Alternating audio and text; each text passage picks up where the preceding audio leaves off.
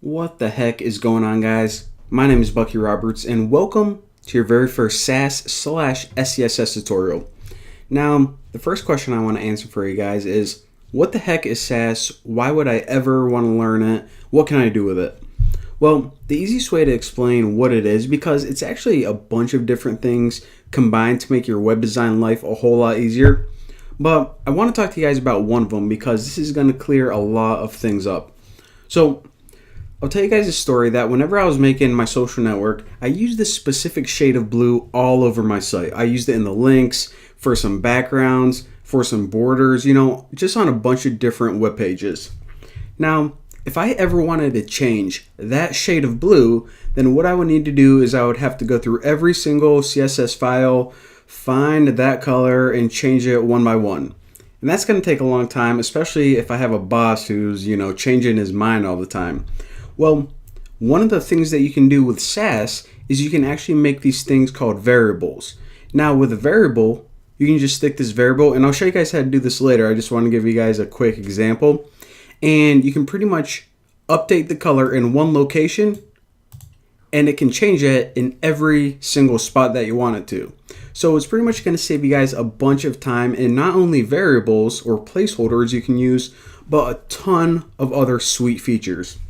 So the next thing I want to clear up is, I just got like phlegm in my throat. I just ate a roast beef sandwich and I put a bunch of mayonnaise on it, so I think that's the problem. Anyways, getting kind of off track here. Moving on.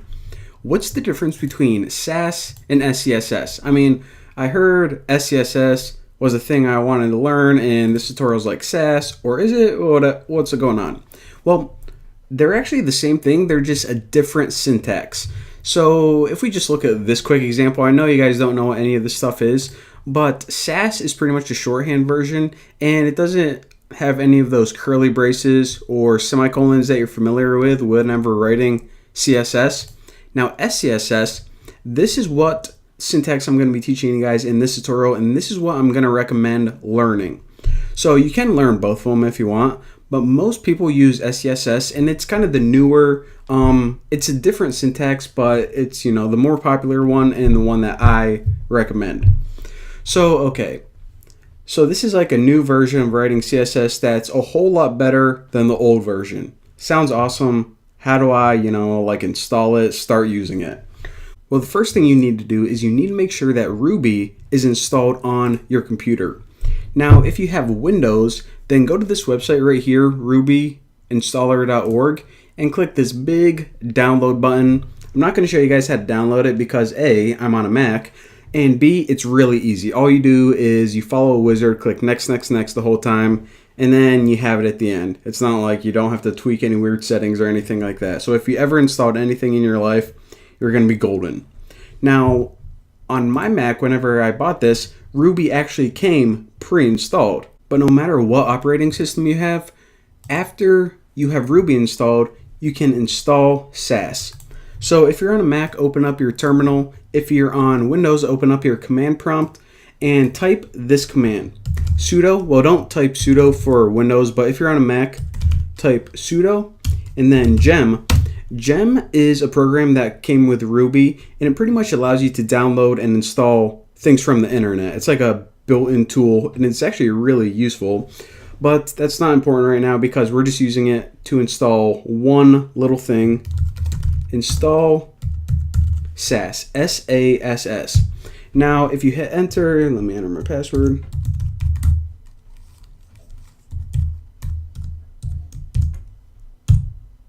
Alright, I got it. Got a long password. Alright, so it's installed. And again, I know even though I'm teaching you guys SCSS, that's just a syntax. No matter if you want to learn Sass or SCSS, download Sass. It includes both of them. So that's all you have to do. And I already have it installed on my computer, so that's why my command prompts might be a little bit different than the output that it gave me. But either way, that's all you do. Sass is now installed on your computer. And if you just want to verify and make sure, if you type SASS-V, then it's going to print out the version of Sass.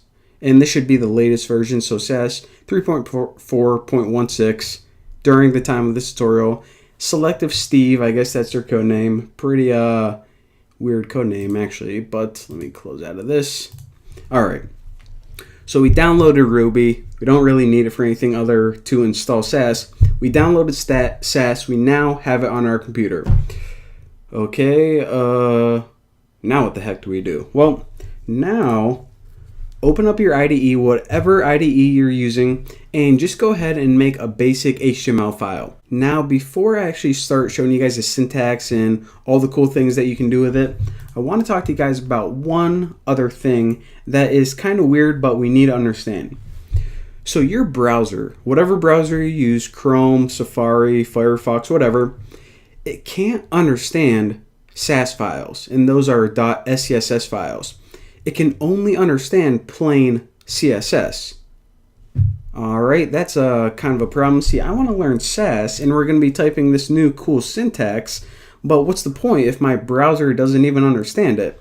Well, what we're going to be doing is we're actually going to be typing this syntax, and here's a little demo right here, and I'll talk to you guys what all this stuff means, like I said. And what we need to do after we type it is we need to compile it. In other words, we need to translate it into normal CSS so our browser can use that and understand it. So depending on what operating system you're using, again, just type in like Sass compiler in Google. And if you're on Windows, type in like Sass compiler Windows. If you're on Mac, type in Sass compiler for Mac. And this is the program that translates SCSS to plain old CSS that our browser can understand. Now, another cool thing that I want to point out is the reason that I'm not going to download one is because I actually have one built in to my IDE. So if you have a JetBrains IDE, I'm using WebStorm. This comes with a compiler. Now, it actually comes with a pretty fancy compiler because instead of typing your Sass and then going to your compiler and hit compile, it automatically watches for Sass files, and anytime you make a change to those files, it's going to translate it into the CSS on the fly. So I'll show you guys a real quick example of this. So I'm just going to go ahead and right click new file, and I'll just type like main.scss.